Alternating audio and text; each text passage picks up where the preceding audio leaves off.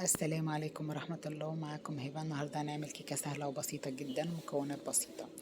معايا فانيلية البرتقال من دريم، معايا باكو بيكنج باودر، معايا باكو فانيليا عادية، معايا نص كوباية زيت، ومعايا 3 حبات بيض، ونص كوباية سكر، ومعايا معلقتين كاكاو خام، ومعايا كوباية زبادي وكوباية ونص دقيق.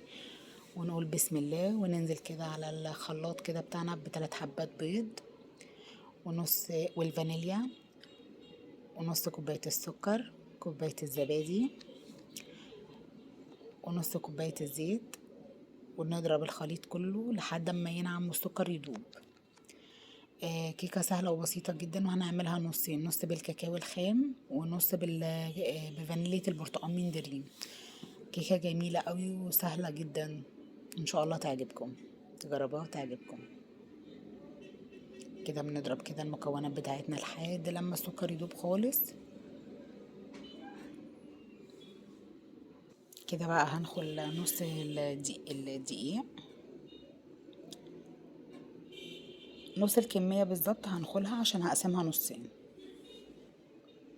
كده انا قسمت النصين، ده النص الاول، وهحط البيكنج باودر برضو.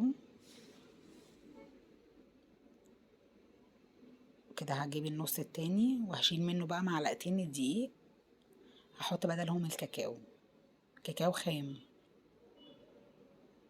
كده البيكنج باودر،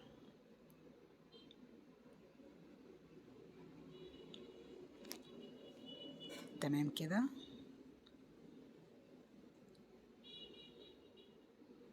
اهو زي ما انتوا شايفين، وهقلب كده المكونات الجافة كلها، كل المكونات كده الجافة كده بقوا من المكونات نصين.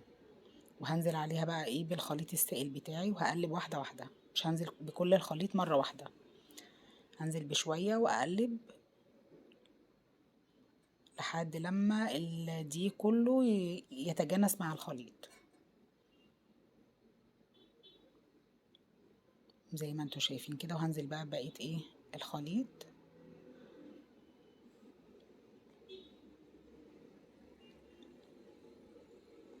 شايفين كده. كده بقى الخليط ايه تمام. هنزل بقى باكو الفانيليا بتاع الديرين من اللي هي البرتقان، وهقلب. وهنزل بقى ايه بالسائل برضو، او واحدة واحدة برضو، عشان ايه دي بتاعكم ما يكلكعش.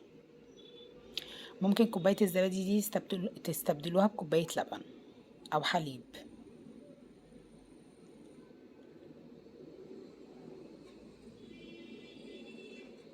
كده انا خلطت كل المكونات بتاعتي كده، عملت النصين، نص اللي هو بالفانيلية البرتقال والنص اللي بالكاكاو. كده بقى القالب بتاعي هغلفه بالسمنة، سمنة او زيت زبدة براحتكم زي ما انتوا حابين. كده هحط عليه نص معلقة دقيق برضو علشان اغلف الايه القالب بتاعي. اهو زي ما انتوا شايفين كده، غلفت كده ايه القالب بالدقيق والسمنة، واي زيادة من دي بتخلص منها. اهو كده. كده هنقول بقى بسم الله، وهننزل بقى ايه بالخليط بتاعنا. اهو هننزل بقى ايه بالنصين، بسم الله.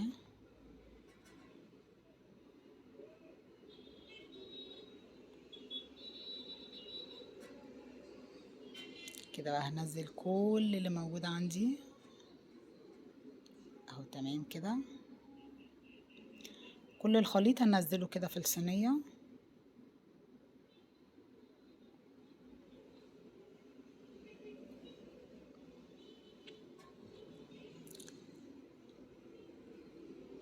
شايفين كده، ده الخليط بقى اللي بالبرتقال نزلته كله.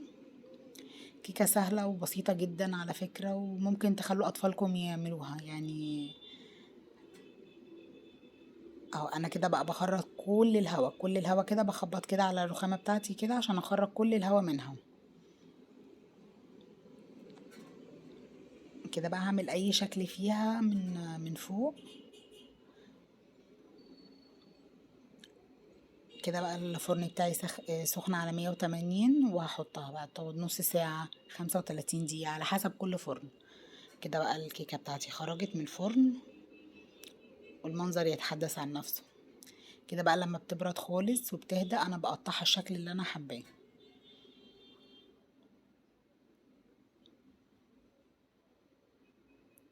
كده بقطعها بنفس الشكل كده، ان شاء الله تمشوا على نفس الخطوات وتاخدوا نتيجة كويسة. كده بقول لكم هشة وجميلة ازاي، هشة وطرية جدا، الطعم جميل.